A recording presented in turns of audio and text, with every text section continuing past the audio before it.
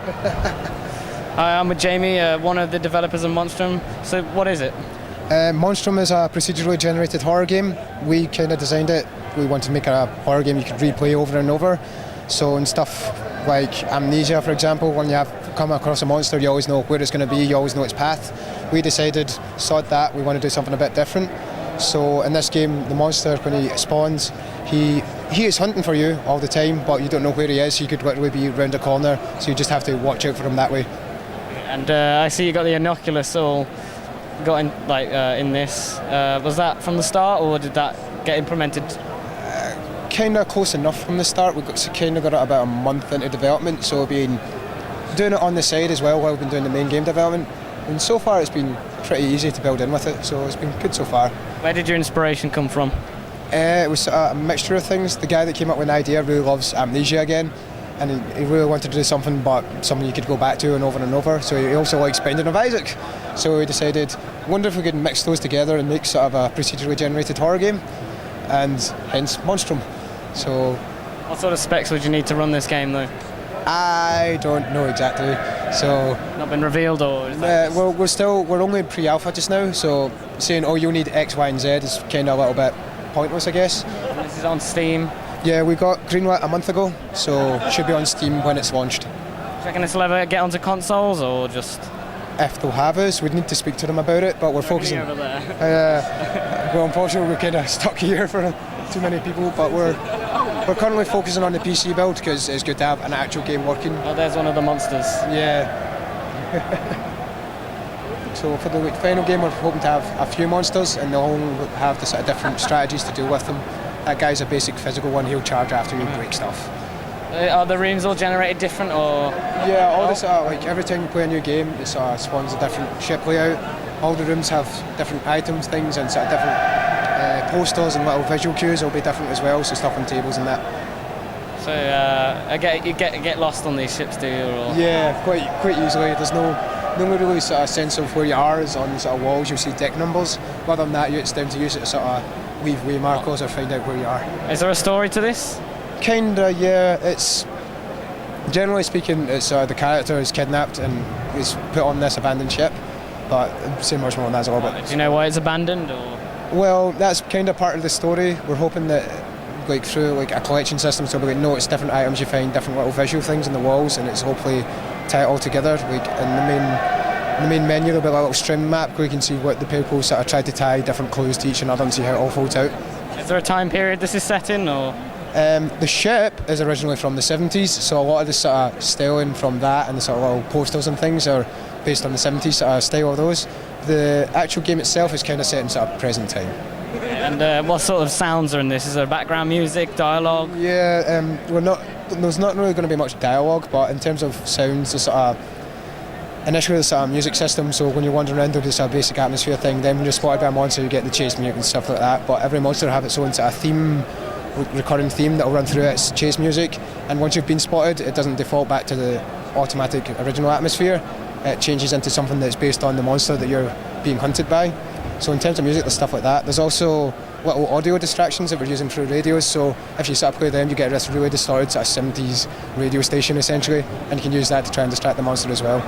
Is the character got a personality, look? No, or? it's just a general avatar that anybody can play it. We're hoping that when we get the sort of breathing noises implemented, it'll be from a random bank of men and women.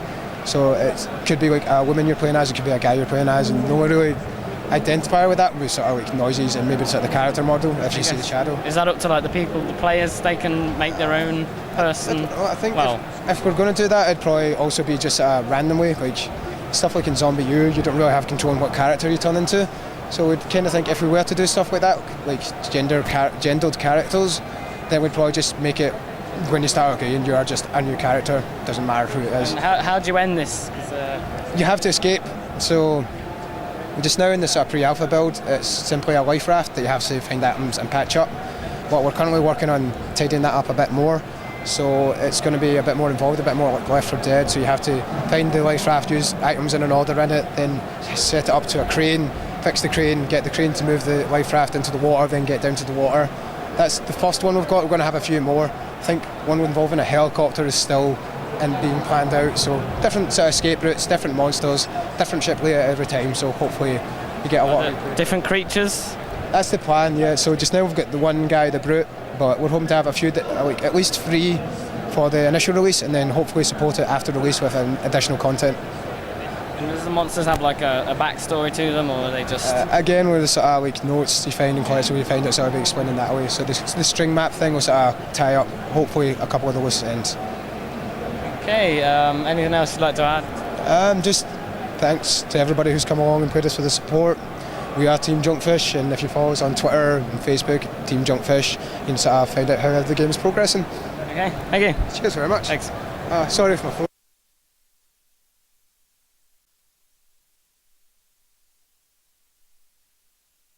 Hello, I'm with the developer of Dream. Can you tell us about Dream itself? Yeah, Dream's a first-person atmospheric exploration game where you basically dive into the mind of the main character called Howard Phillips. He doesn't know what he wants to do with his life, so he starts lucid dreaming and exploring his dreams, solving puzzles, going through nightmares to try and work out who he is and what he wants to do with his life.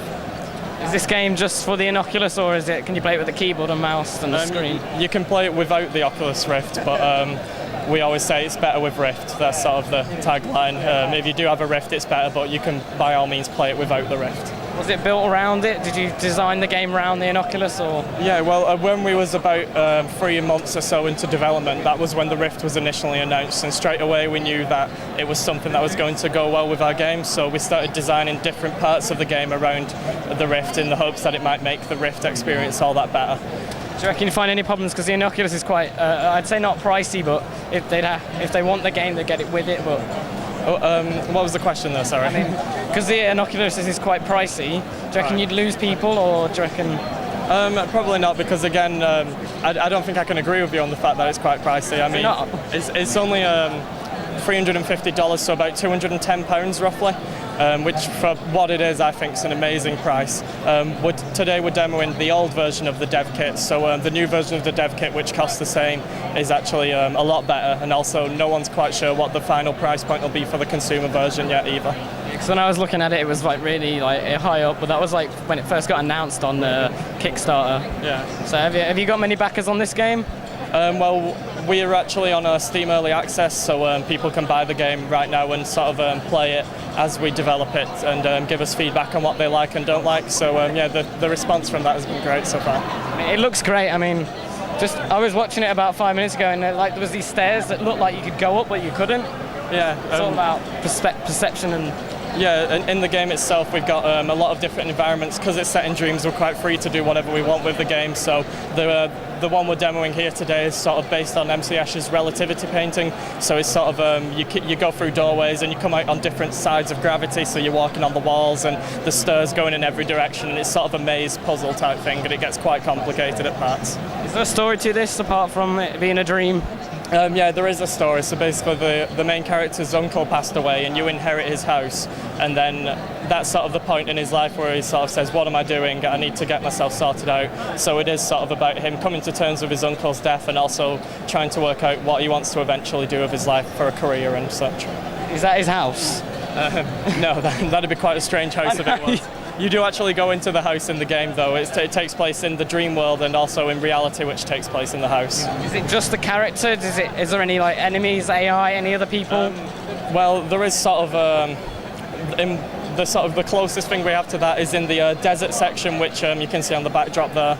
We have a sort of underground maze area where there's sort of smoke monsters moving around it that you have to avoid. But in general, Howard's dreams are quite sparse because he doesn't actually have that many friends in real life, and that's sort of part of the story as well. Not even an ex-girlfriend? There might be an ex-girlfriend. I mean, no, if there is, it doesn't sort of play into the story we're telling right now, at least. Do you ever see the character? Does he have a character model, or? He doesn't in the current version of the game, but that is something we're working on. Eventually you'll be able to look down and see his chest and arms and hands and everything, yeah. And we're hoping that, if anything, will improve the Rift experience, because right now it's sort of like you're this floating entity just sort of drifting through space. But once you get, we've played some demos that have the bodies already implemented of different games. Like and Team Fortress 2, I've seen. Yeah, Team Fortress 2 is a great example. Yeah, Minecraft does it as well, and the new one they were demoing at GDC, Couch Nights, that's a really good example of it. But it does sort of like anchor you in the world a lot more if you have that that virtual presence in the game. What's your picture of the guy to look like? Is he fat, skinny?